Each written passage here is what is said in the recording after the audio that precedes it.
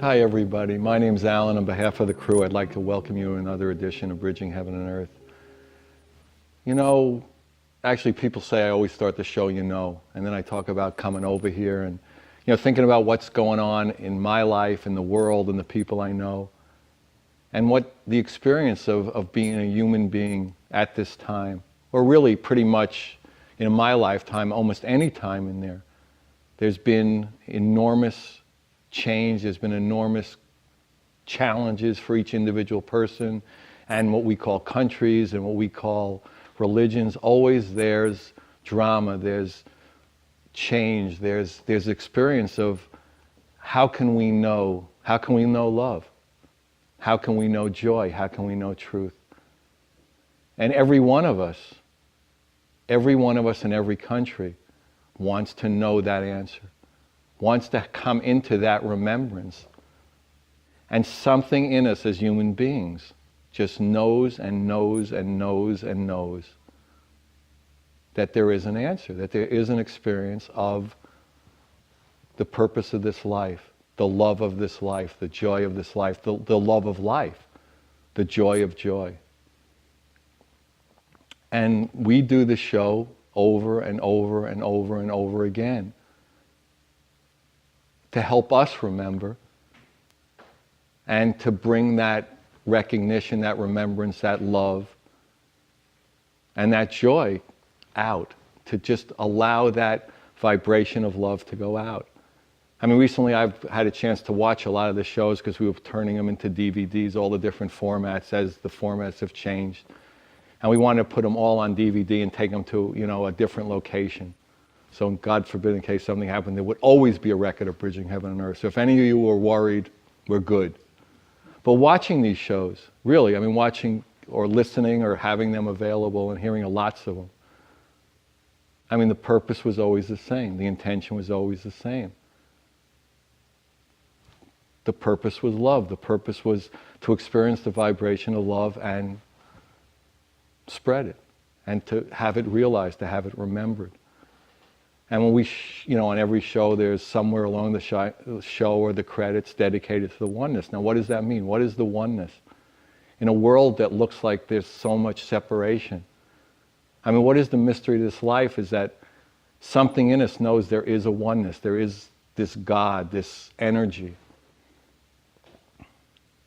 And yet we're in separate bodies. We seemingly are in separate countries where the line is here and this is Canada, this is Mexico, and this is Indiana, this is Iowa, this is France, probably not right next to each other, so it's not that bad geographically, but we know that those are not the differences, really, that there is a oneness, there is the sameness, there is that love that we all are. And then how do we come into that remembrance? And we all know that now, in a way, although there's always that now time, that now is the time, when that duality, when that separation will exist on that level of that we'll be in different bodies, will seemingly come from different countries and have seemingly different religions.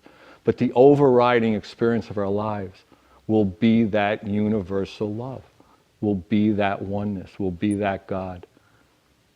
And the joyousness of that experience will just bubble up from this earth, and then the kingdom of heaven will be here. The kingdom of heaven is always here. It's just how do we come into that remembrance?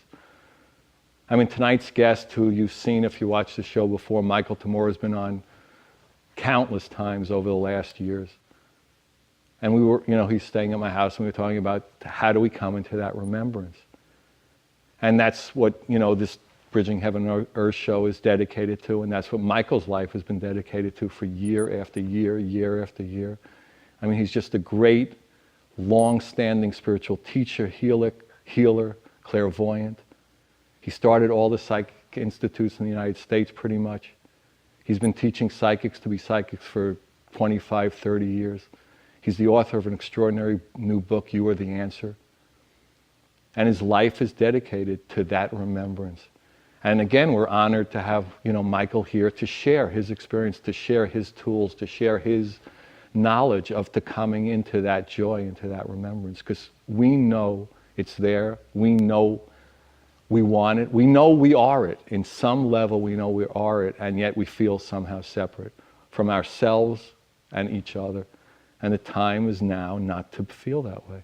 We want to be in that love. We want to know that love is the answer and we are that love. So we also have some beautiful music videos, some beautiful sacred geometry videos. We're going to show, if you've been watching the show recently, we're in the middle of this incredible Bridging Heaven and Earth art project. So paintings are coming in from all over the world. These extraordinarily gifted, magical, collaborative artists are all creating a new piece based on the theme of Bridging Heaven and Earth, and we're going to show them on the shows, and we're going to have websites.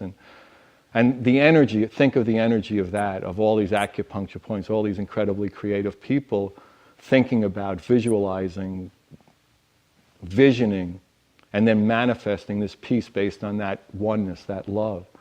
And the energy of that is just very powerful. So we're just so honored to start getting these paintings in. We wanted to show them all to you. So we'll show you a few tonight. And, you know, it's an opportunity. I mean, it's an opportunity for us all to one more time be said, remember that whatever you think you are, you're more. Whatever you think you are, you're more. I'll say it once more. Whatever you think you are, you're more, much, much more. And we can have that experience. So join me in a short meditation, then we'll have a video, and then Michael will be with us. So it's an opportunity.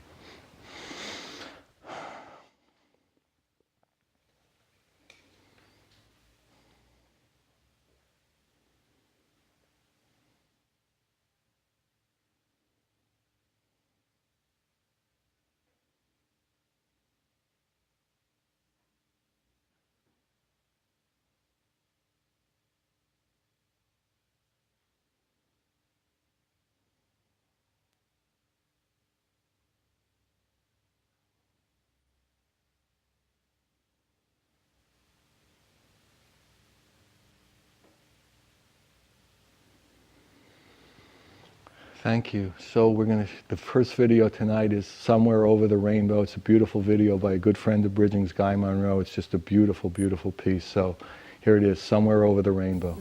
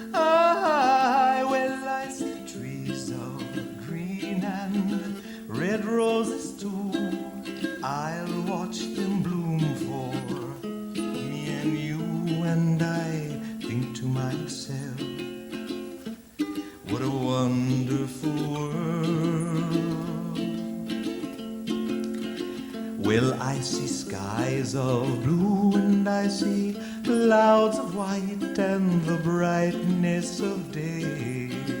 I like the dark, and I think to myself, what a wonderful world. The colors of the rainbow, so pretty in the sky, are also on the faces of people passing by. I see friends shaking hands, saying, how do you do? They're really saying, I love you. I hear babies cry, and I watch them grow. They'll learn much more than we'll know, and I think to myself, what a wonderful world.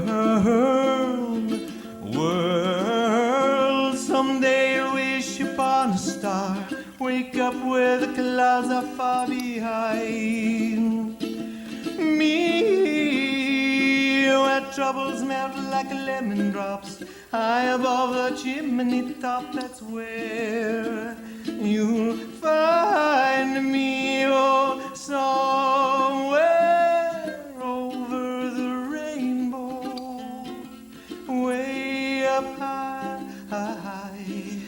and the dream that you dare to hold, why can't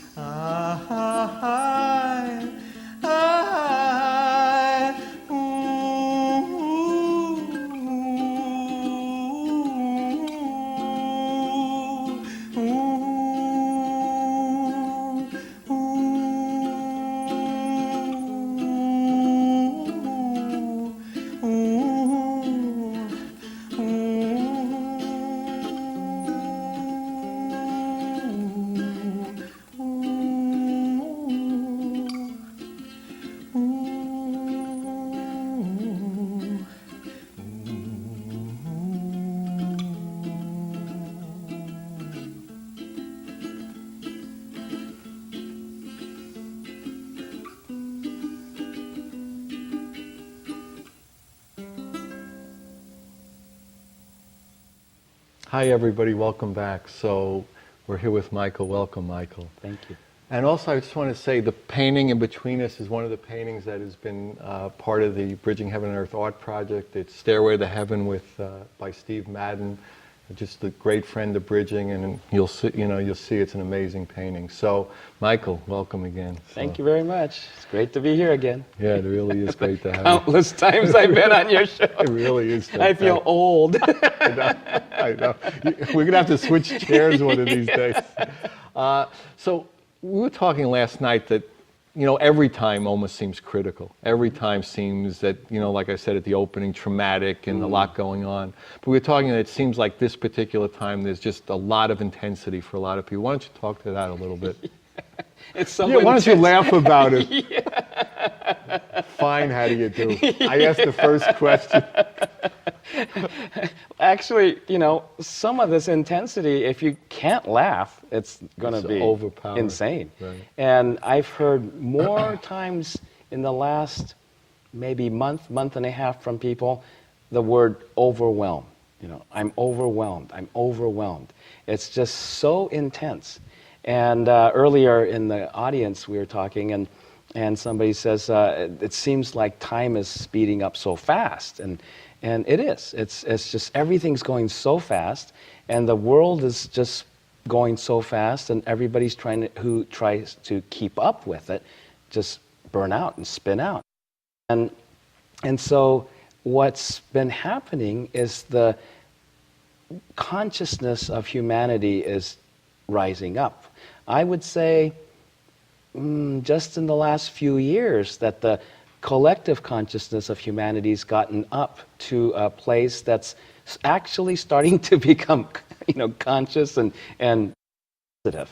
And even in the light of all the seeming negativity exactly. and wars and bombings and all. Yeah. So as a whole, it's an amazing phenomena that happens as the whole of consciousness. So some of the people who are, say, more conscious might be aware of, God, there's so much negativity and things like that. But on the whole, it's come up to a place where we can actually begin. Until fairly recently, it was so much in the negative as a sum total. And now we're finally into a positive level of human consciousness, and this is what's accelerating, or seemingly accelerating, things so fast. And one of the things that's making things so overwhelmingly intense for people individually is we're all being challenged by the same energy. And you were talking about love as the most powerful force. And as this energy we can call love starts to intensify, people have this concept of love being sweet, kind, and gentle. And ultimately it is, but as it's affecting us, it's tearing off everything that's not one, everything that's divided against. Any areas where we have allowed ourselves to be divided and conquered by others or by our own thoughts and whatnot. And so all of those areas where we're holding division inside of our being is being challenged, slapped around, so to speak, or at least that's what it feels like.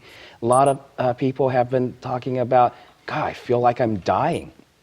And they are. The part that they've recognized, yes, or identified that they so have to let long. go. Yeah. Right. So the identity where they've identified as this is who I am, and it's really not. And so this is the area where the ego holds on to a set of pictures that says, I have to have this or else I won't survive.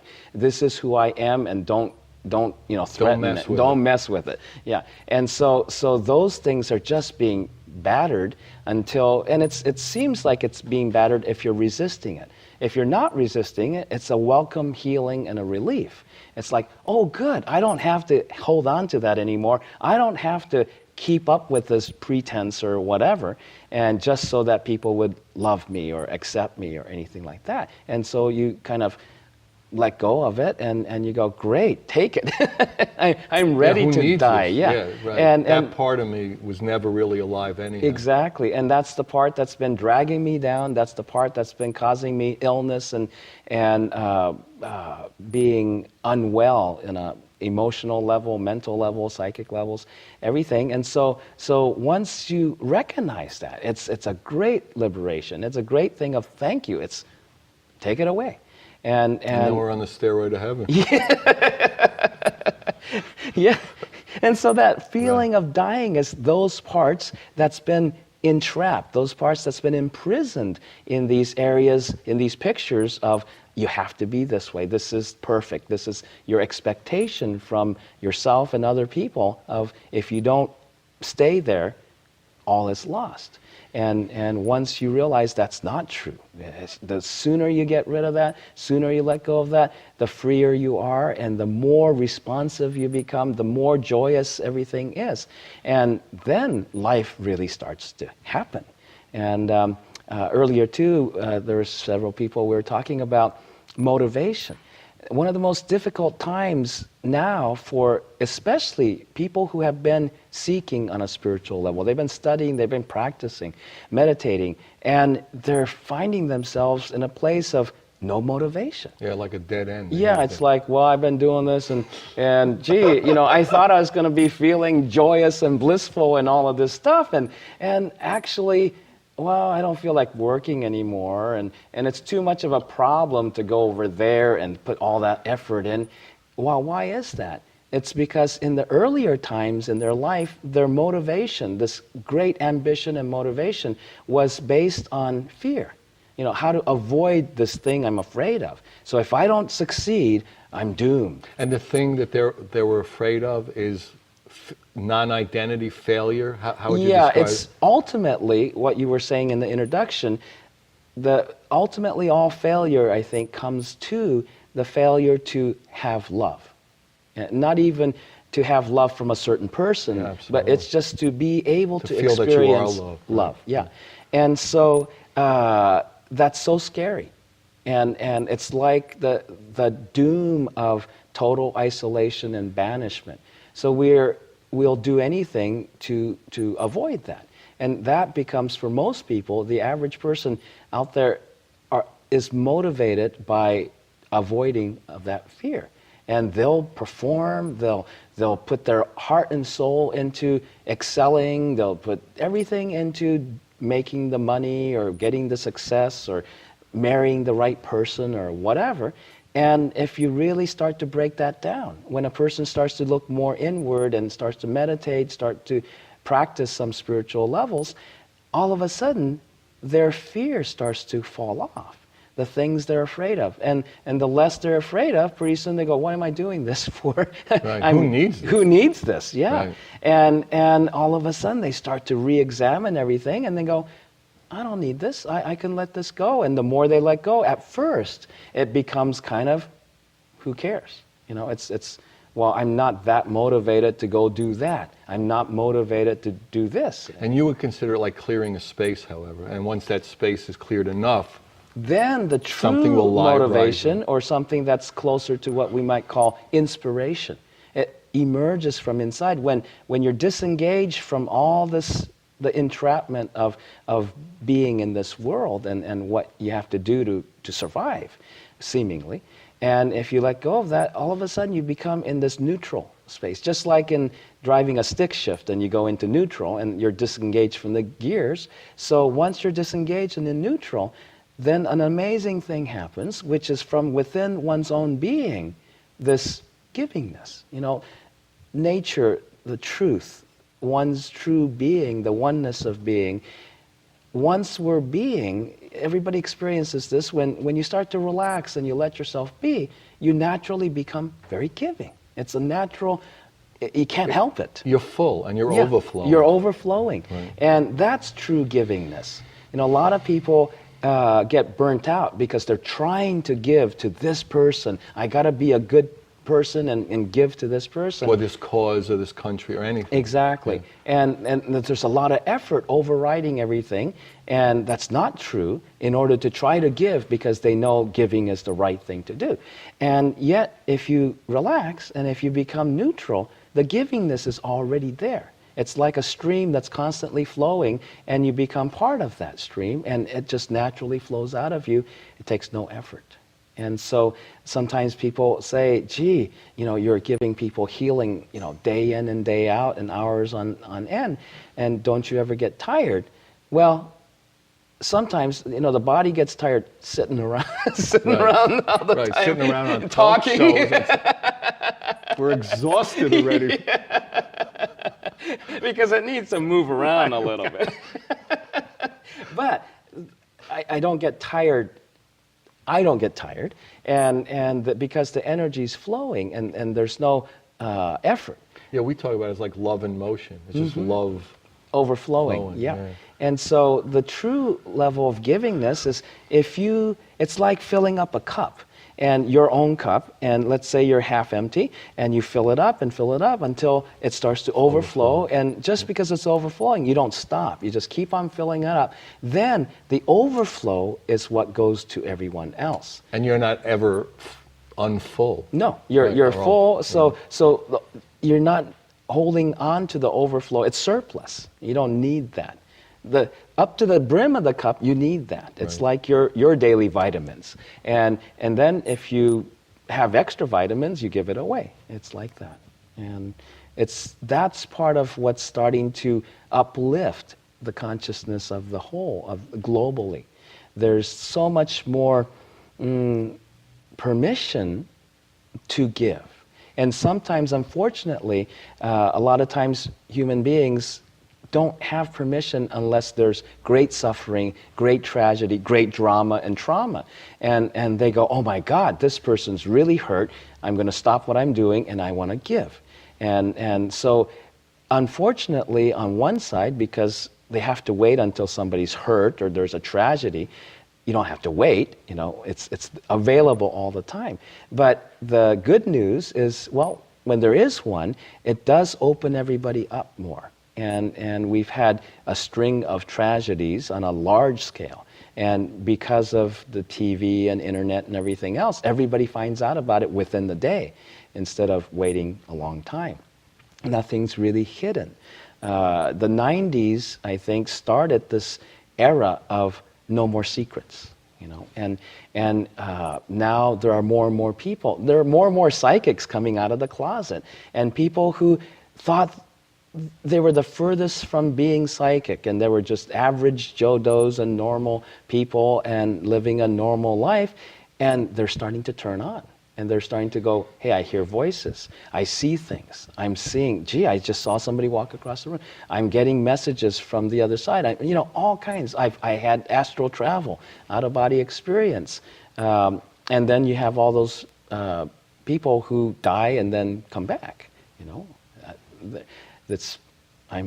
I guess when they die permanently, they're dead again. Instead of born again, they're dead again. No, it's an interesting thing. We try to, One time it was really great.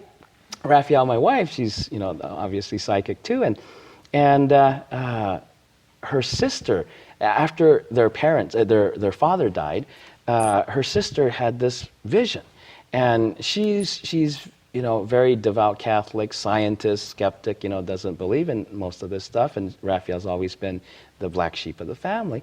But her sister has this vision of her father coming to visit her in spirit and saying, you don't know what death is like. The real death is nothing like what you imagine. And she was very shocked. And then he goes on to tell her all kinds of things. At the very end, what she said is, I'm very concerned about your sister's husband. It's me. Yeah, wow. The other sister's not married. Right. Wow. Who is it? And so she knew exactly who he was talking about. And she goes, why? Right. Well, I see him all the time with the dead people. He seems so comfortable with that. And his idea, just because you cross over doesn't mean you automatically become enlightened or anything like that. Right. So your consciousness is where you are. Right. And so his belief as a soul was that only people who die from the physical body hang out with people like him and those who have departed. Right. And so every night I give lectures on the astral planes to people, and some of those are dead people. So he was in your class and wasn't liking it. Exactly, yeah. What is this? He wanted a refund. Right. I want a refund and I want a new teacher. This is not working. Yeah. So he was worried that, that could only mean one thing. He's going to get ready to die soon, and leave my daughter's going to be a widow, you know. Right. And so I had to go and reassure him. Everything's going to be okay. No such luck yet. Right. So, I mean, and you see this, and also like children are coming in more gifted, more in tune, less apt to be knocked off, less apt to forget, not remember, like we were talking last night and at the opening. Oh, it's phenomenal. And this is just the beginning. It's been happening more and more. Right. And so there's people in the world who are calling them different names, indigo children and crystal children, rainbow, and all kinds. But this has been happening for a long time. And yet not in this mass quantity. There's kids in China that's documented walking through walls, physical walls, growing, right in front of your eyes. They like can crystal, little seeds, flower seeds, and it grows into a full flower in seconds. Right. And they just grow, and it goes. There's all kinds of. Those are kind of like parlor tricks, but it's some of these kids have those kinds of abilities develop. So it certainly changes the knowing. Exactly. Breaks down the whole belief that system. You can't do that. Right. And so more and more people are doing, children and adults are doing and experiencing things that formerly were supposed to be no, that never happens.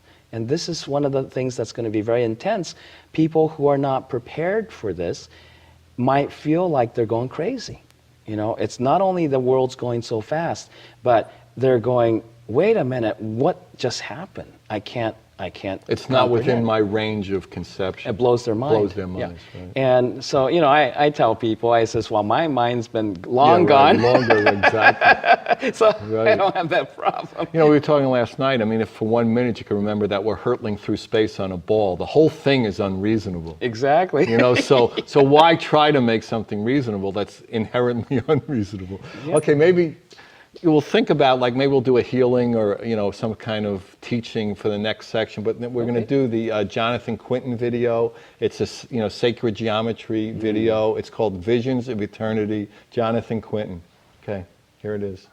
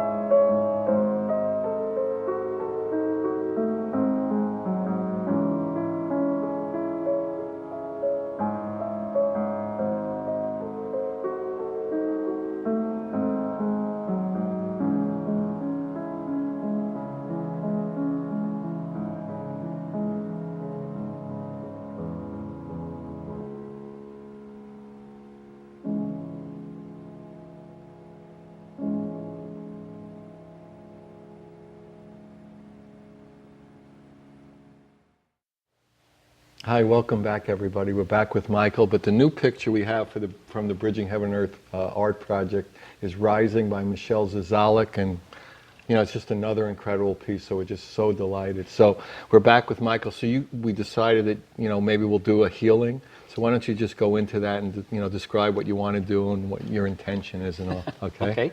Great. Yeah, well, I thought we'll do an experiment a little bit with walking through the audience during the break. There's so much of what we were talking about earlier in terms of the overwhelming growth and change, and a lot of it has to do with this rising up of the consciousness of the feminine. And it doesn't matter if you're a man or a woman, but the feminine aspect of being, which is receptive. And so there's a tremendous thing happening around the world in terms of receptivity.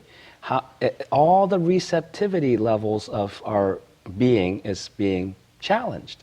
If there's resistance there, if there's a lot of pain involved in the areas of the receptive part of one's being, and it's stored there, then a person doesn't want to receive. It resists receiving anything even good. And so often we have a tendency, when we feel negativity, when we feel pain in the receptive aspects of our being, we tend to blame the receptive aspect of our being instead of, it's just negative energy that's in the receptive area.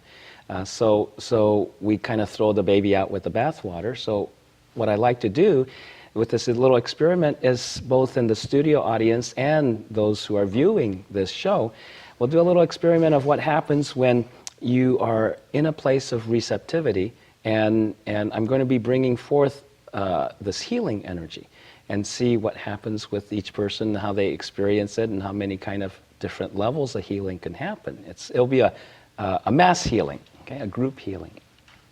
So for those of you watching this show, one of the things about receiving a healing, giving a healing in some ways for me is so much easier. Receiving it sometimes is the difficult part, because in receiving a healing you have to become receptive, you have to open up. And this is one of the things that for many people, it's the hardest thing to do. So one of the things that would help in being able to be more receptive, if you would like to have a healing during this next few minutes, then what I'd like you to do is to just kind of go ahead and close your eyes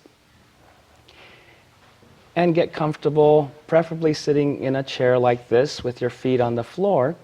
And what I'd like you to do is, as you close your eyes, decide to have your awareness behind your eyes in the center of your head, and just relax. Just give yourselves a breath. And then, if you'll go ahead and imagine that right around from the tip of your tailbone, right above the tip of your tailbone, is an energy center. And from this energy center, just imagine this post or a tree trunk, beautiful, huge tree trunk, coming down from that area right above the tip of your spine all the way down to the center of the earth. This is your grounding.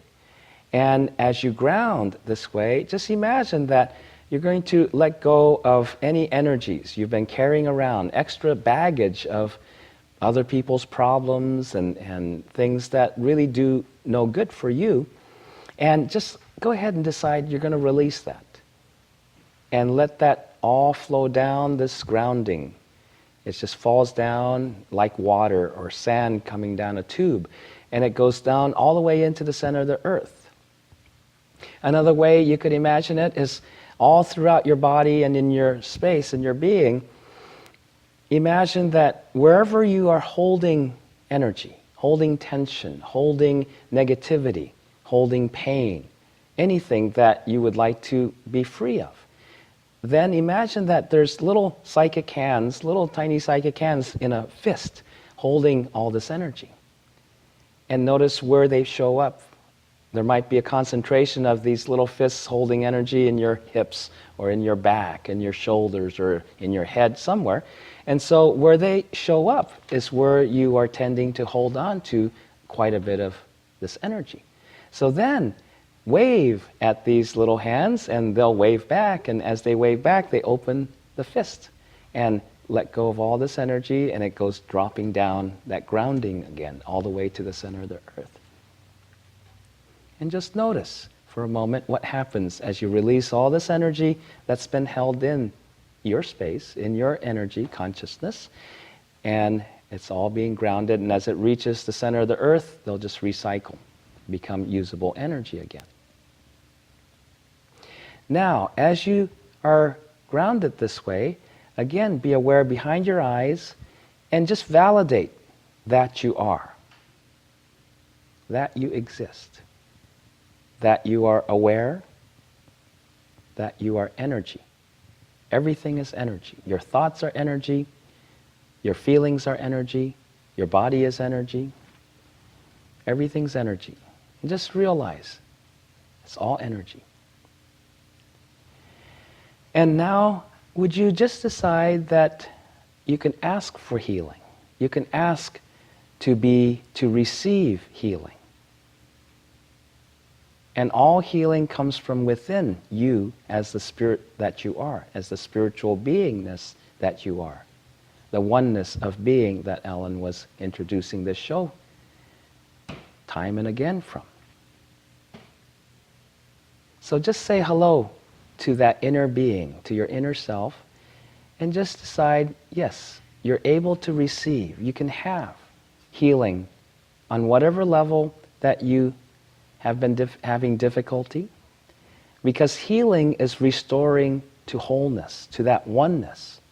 So the areas where you have had challenges and difficulties are areas where there's resistance, where you have been divided against yourself, whether consciously or unconsciously.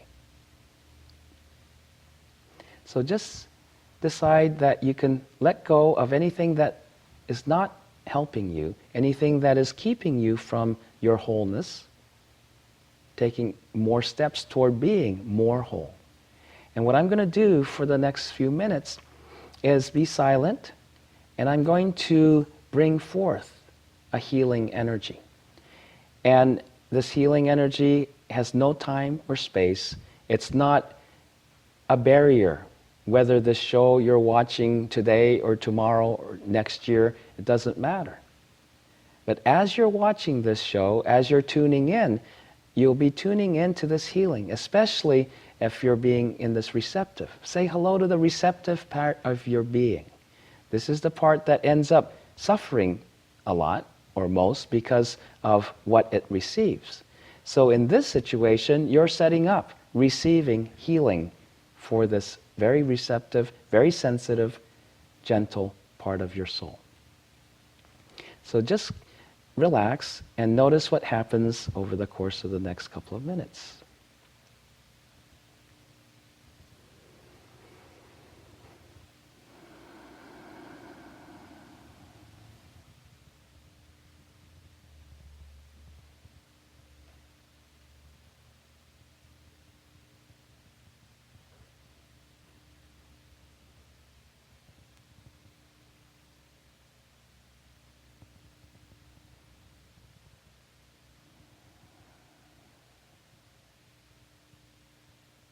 Some of you might experience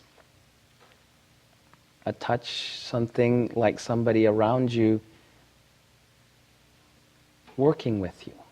And this is not just your imagination, this is part of the healing of spirit.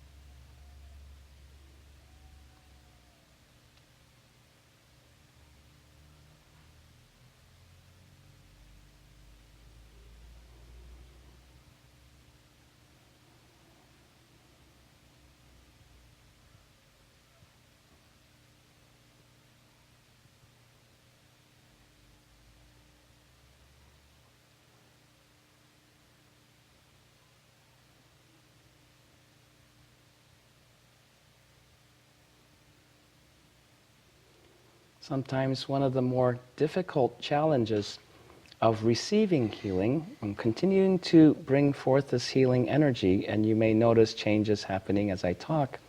But one of the more difficult challenges of receiving healing is as the healing energy starts to restore your spirit, you, to wholeness, the divisions start to dissolve. The divisions sometimes feel like they're being torn away. Pain starts to release from those areas that were formerly divided. And as this starts to surface, sometimes a person may experience that as, oh no, it's starting to hurt, or I don't feel, it's feeling worse, whatever. These are all the energies that's coming out and surfacing. Just bring your awareness to the new energy, the part of you that's becoming more whole, more relaxed, more positive, and let the energies, the negative levels, the pain and the negative levels start to surface and release.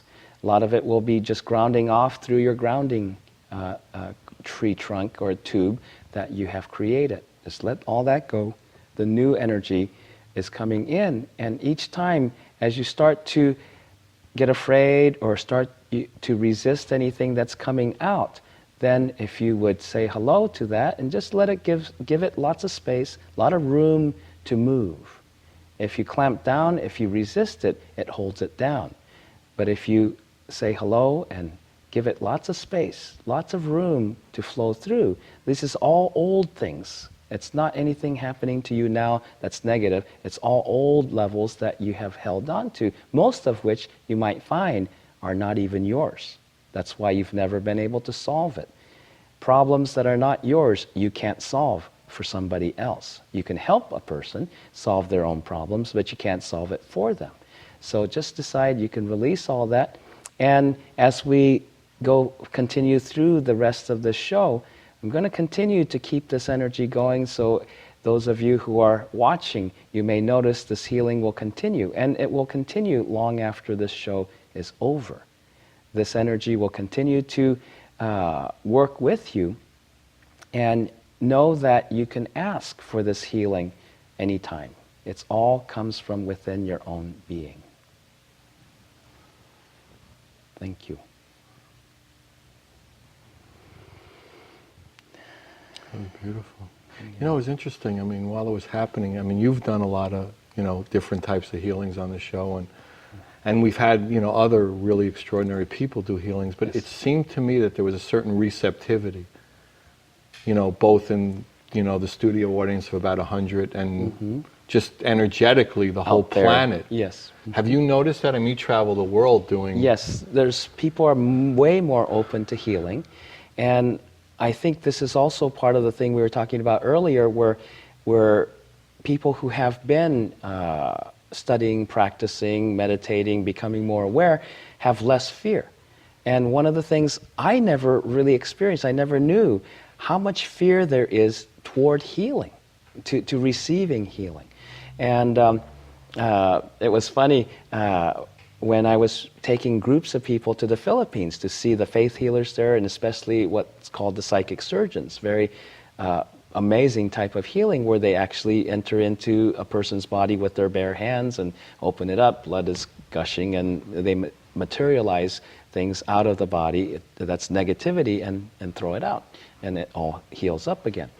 And so when I was taking groups of psychics and healers to experience this type of healing, and I would prepare them for several months before the trip in workshops. And Raphael, after a couple of trips, says, well, you should work with them on their fear. And being kind of clueless sometimes, I go, oh, fear of traveling to a foreign country, fear of flying, I didn't know quite what she was talking about. And she laughed and she says, no, fear of having this kind of healing. And I says, well, why would anybody be afraid of having a healing? It's a good thing, it's wonderful. Right. And she says, yes, but most people are very afraid of somebody, being naked in front of a total stranger who then puts his hand right into your body and blood starts squirting out. And I go, really? It was great. It was a revelation. And I thought about it and I looked at it, and sure enough, it's not even the blood and guts. It was just the energy of the healing. Because healing opens you up. So it would almost feel like an invasion? It would fear of an invasion? Yes, because if you're protecting yourself against invasion because you feel vulnerable and you're not certain of your immortality, you're not certain of your indivisibility. There's no way that you could be, as a real spiritual being, you could be injured. The body could be injured, but the being yourself cannot be injured. And so once you have more and more established your center in your beingness, then you start to have that awareness of, oh, nothing could really hurt me.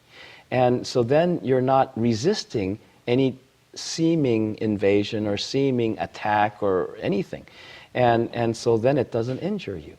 It's only when you resist that injures you. Yes, even on a psychic level, in a subtle level, what happens, why a sensitive person goes, oh, this person threw me so much anger and hate, and bowled me over, and I have a headache, and I can't, everything. What really happens is, yes, people throw negative energies all over the place. And when negative psychic energy comes, it comes into your field like this. But if you don't resist it, it just passes right by. Right. And you it's go, like a thought. If you don't hang on to it, it doesn't do any damage. Right. And so then you go, wow, that person was really angry at me. Isn't that great? Yeah. Wow, that's interesting. Well, what did I do now? What did I deserve to have that? And well, I tell you what, we got like 45 seconds. If you want some, the people to have an experience or some, piece of information in like 10 seconds, what? Last thing to say. So then if you don't resist, so resistance comes up like this, and then what hits you is your own energy, not the other person's. And that's the fullness. Yes. So again, literally, whatever you think you are, you're bigger. Remember, whatever you think you are, you're more, much more. You're love in motion. Good night. God bless you. Thanks for coming. We love you. Good night.